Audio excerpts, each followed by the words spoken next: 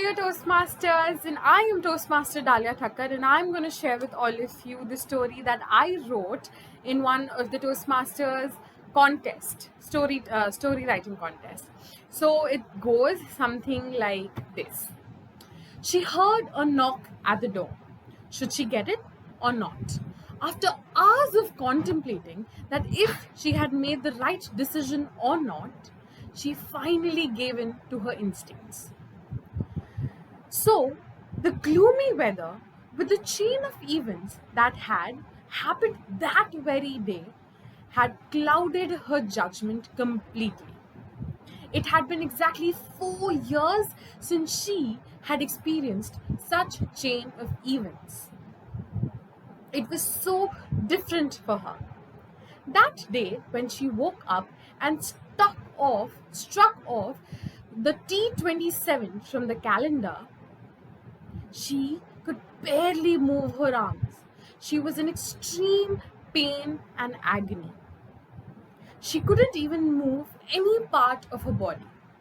But as she glared at the calendar and saw that she had only a few days left, she relieved a sigh of pain, as if that is what she had been waiting for her entire life.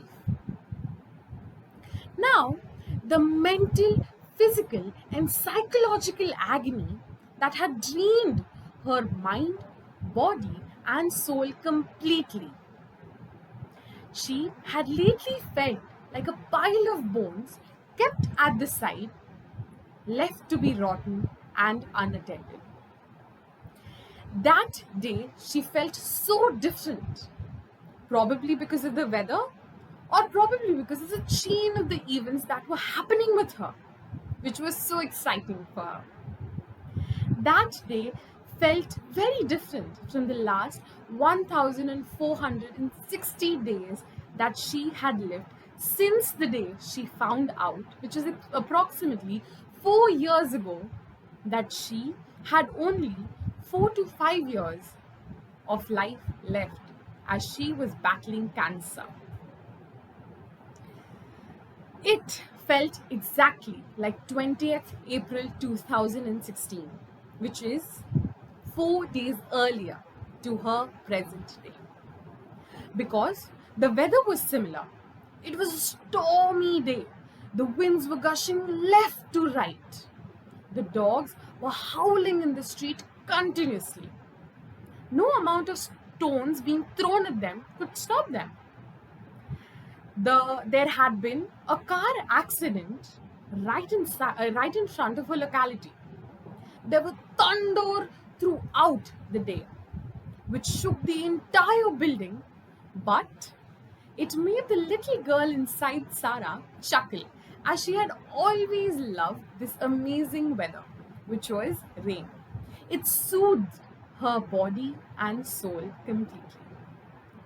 The train of events that were happening with the thunder, accident, dogs howling, everything felt so similar to her, which were the same train of events that happened exactly when she was coming back with the doctor's report in her hand 4 years ago. Sarah loved the weather. She somehow managed to get out from the bed into the wheelchair, feeling completely paralyzed, and somehow dragged herself in the balcony. She planned to sit in the balcony for the entire day, or till the time her housekeeper and her personal maid, Maze, would come in and feed her, since she couldn't do that on her own anyway. She glared at the amazing weather throughout the time. But to her shock, she saw the ghost from her past walking right across the street in front of her. As she saw the Powerpuff Girls t-shirt, which was extremely unique to find, the same tall, dark and handsome guy she had left almost 4 years ago, walking towards her once again. Her heart stopped. Her body crumbled. And she didn't know what she was going to do next. Then She heard a knock at the door. It was the same person that she had left behind 4 years ago because she knew that she couldn't give her the love, lifelong trust that he deserved. The knock turned into bangings on the door just after a few seconds. He called out her name continuously. Sarah, open the door. I want to talk to you. But her feet froze. Her entire body started shivering. She wanted to reply, go to the door, hug that person. But she couldn't do that because she had left him for good. But seeing that this person had not moved on, even after 4 years of constant suffering, moved her completely. She decided not to open the door. The person behind it banged it completely. But having found no answer, he left. Once again, leaving the love of her life because she couldn't let her in. She sat there at that very balcony, seeing her love of her life go away from her for the second time in her life. It was one of the most disheartening moments of her life. But she resisted. She did not want to give in and give him the life that he did not deserve. She had lost both of her parents when she was exactly 18 years old in a car accident. She knew how it felt to lose somebody you love so dearly, and hence she did not want that person to go through the same pain and agony once again because of her. As she was sitting there in the balcony, sobbing and crying her eyes out, Maze walked in. Maze came up to her, did not even utter a word, and gave her an envelope, a letter that had been given to her by the person, which read,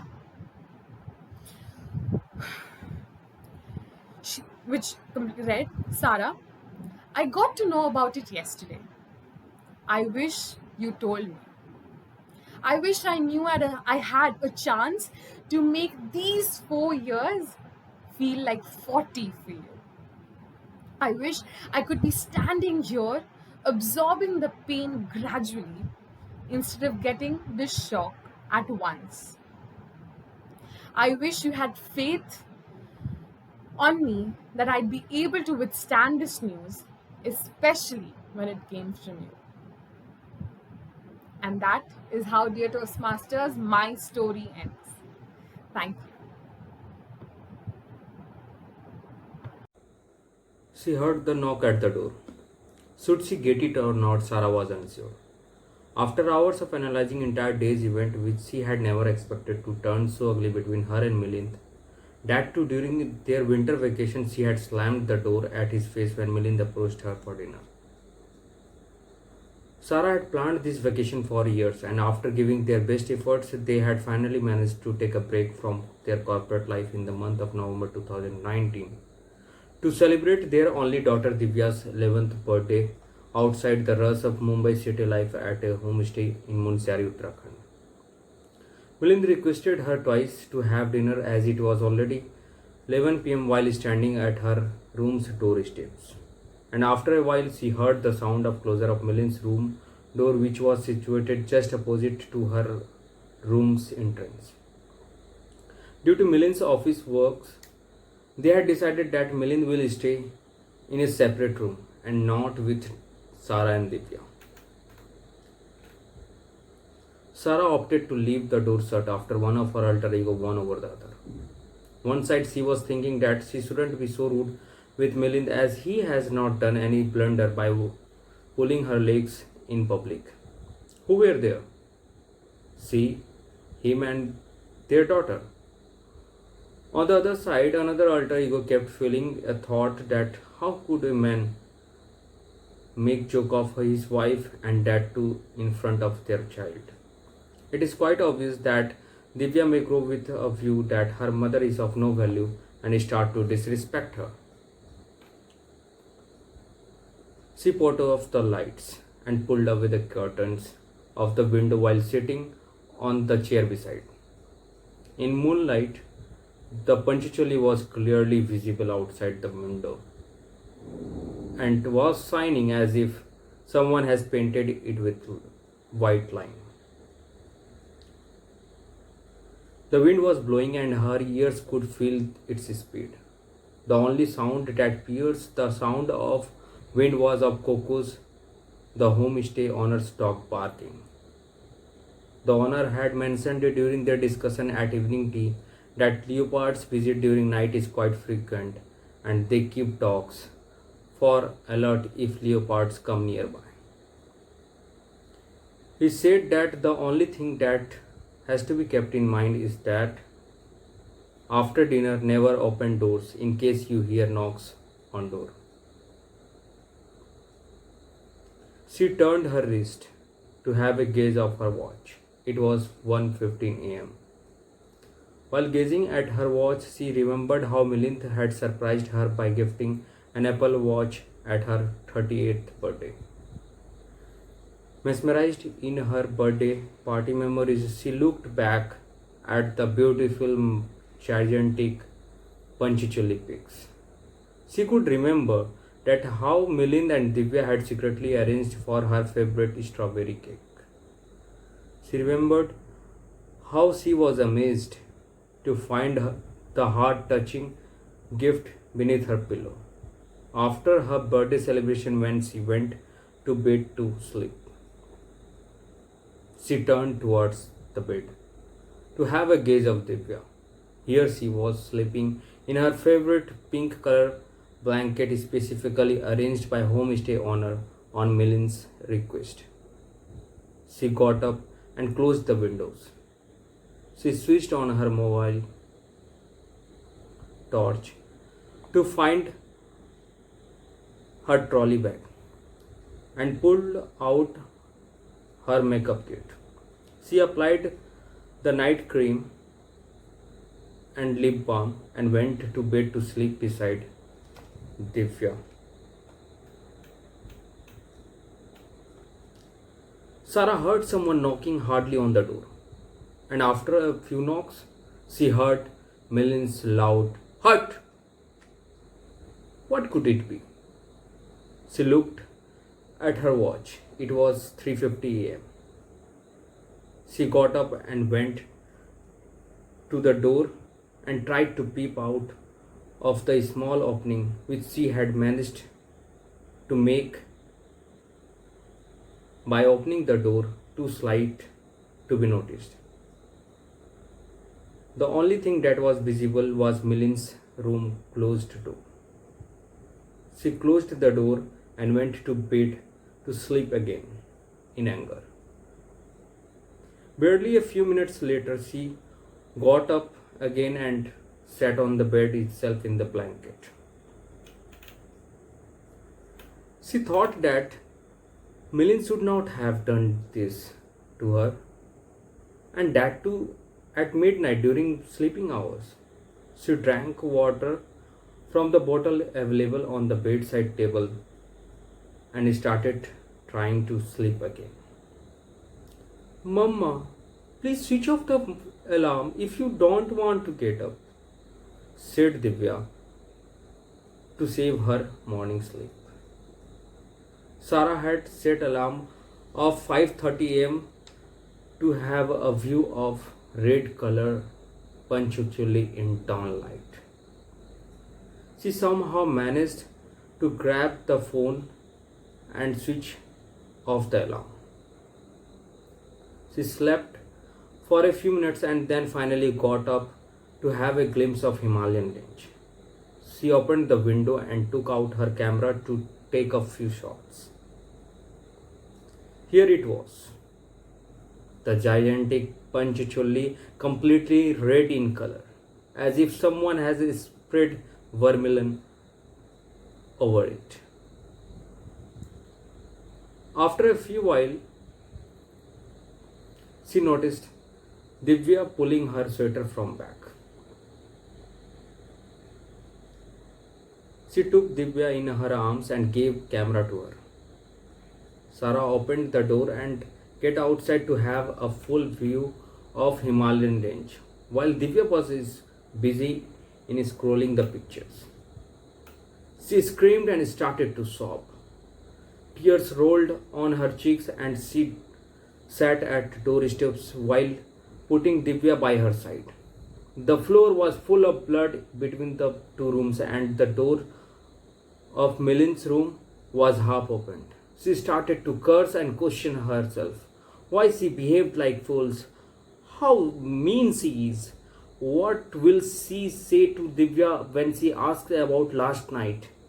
Will she have to say that it was her fault that pushed her dad into the mouth of leopards just because of her anger? As these questions were pumping at the speed higher than that of light, she felt that Divya started crying. She grabbed Divya in her arms while uttering, I am sorry, beta. Suddenly, Divya got out of her arms and pushed her. Sarah bowed her head in her arms and kept crying. Suddenly, she felt the hands of Milind on her shoulder and heard, leopards killed Coco. An unexpected encounter. She heard the knock at the door. Should she get it or not? Sarah was unsure. After hours of contemplating, she eventually decided to discard all her appealing thoughts and open the door. As she opened the door with an expression of exasperation to know who it was that was constantly bothering her by knocking at the door, Sarah was astonished to see a young girl standing at the door. The girl was wearing a simple dress, black ballerinas, and a small clip neatly tied her hair at one side. There was nothing fancy in her appearance, but she had a bright and charming smile on her face which melted Sarah's agitation in a jiffy. Who are you, pretty girl? What are you doing here? Asked Sarah. I'm helping a dear friend of mine to find something special. I think I can find that here. Won't you let me come in? Sarah found it a bit strange, but couldn't resist herself from allowing the girl to come to her apartment. The girl ran inside the room, climbed up on the sofa, and started jumping and dancing. Hey, be careful. Good girls don't behave like this, remarked Sarah. I'm careful about myself, and at the same time, I'm carefree about what others think of me. I have faith in me that I am a good girl. If someone else has a different opinion, it's their choice. I can't change it, replied the little girl. Oh, wait, that's too much from a young girl like you. You know what? Sometimes we children make more sense than you adults. With this, the girl resumed to her playing. Sarah sat in one corner of the room and opened her laptop to finish some work. And just then, the little girl shot another question towards her. You look worried. What's the matter? Oh, you are too young to understand that, my child. By the way, you look very happy. Wait, what? Did you find that special thing for your close friend? Asked Sarah. No, not yet. But yes, I am happy because I am getting one more day to live and make memories. So, when was the last time you were happy? Sarah thought for a while and answered, Oh yes, the last time I was happy when I bought this latest phone, 2 months back. By pointing towards the phone, she said that. After that, you were never happy again, the girl said with utter amusement in her voice. But yes, I understand. First time you bought a phone, that will definitely make you happy. Sarah corrected her and informed that this was not her first phone. Previously, she had a small old phone. Were you not able to call or text your loved ones, click pictures, and play games on that phone? Again questioned the girl. Sarah wanted to give a befitting reply, but really fell short of words, because somewhere her questions did make sense. Meanwhile, the girl had jumped down from the sofa and made her way to the other end of the room, where there was a wall beautifully decorated with framed photographs of Sarah's family. Are these your parents, siblings, and friends? Again asked the girl in excitement. Where are they now? Sarah told the girl that her family and friends live far away in the countryside and she is here alone in this big city, busy to make a career for herself. And that is why she is not in constant touch with her family. That's strange. Despite having the latest phone, you are not touching with your family members and can't even share your problems with them, which they might clearly understand and even give you some suggestions to deal with those problems, remarked the girl. Sarah could sense sarcasm in the girl's voice. Who are you, girl? Who are you to mock my choices and my way of living? Tell me your name, screamed Sarah in annoyance. Just when Sarah was about to receive all her answers, a song started playing loudly. It was the alarm that she sets daily on her phone, waking up Sarah from her dream. For a few seconds, Sarah was completely perplexed. In an attempt to find the girl, she got up from the bed, but then she finally recognized who the girl was. The girl was no one else but a delineation of her own childhood. Rather, she was the portrayal of the childhood of the current generation who are floundering to make a mark in this world. For putting off the alarm, Sarah took the phone in her hand, and after gazing it at a few seconds, she had a subtle smile on her face. Sarah told herself, "What an irony, Sarah. This latest phone is in your hand is helping you to stay connected with the virtual world, but slowly secluding you from your near and dear ones." Just as Hamlet's soliloquy began with "to be or not to be," Sarah's one started with "what to be and what not to be." Does she want to be a happy person who has self-belief that one day, with sheer hard work, she'll achieve all that she deserves? Or she wants to stay grumpy and frustrated, thinking about all those petty things which she does not possess, and by seeking validation from others who would judge which she is capable of? Whatever she wants to do, whoever she wants to become, but in the process of adulting, one should always try to become more matured and sorted and not lose the simplicity and innocence of childhood. Because these special gifts from our childhood are hard to find and so should be cherished forever. Moreover, everyone is not fortunate enough like Sarah that their childhood pays them a special visit to make them realize the value of these gifts. Thank you.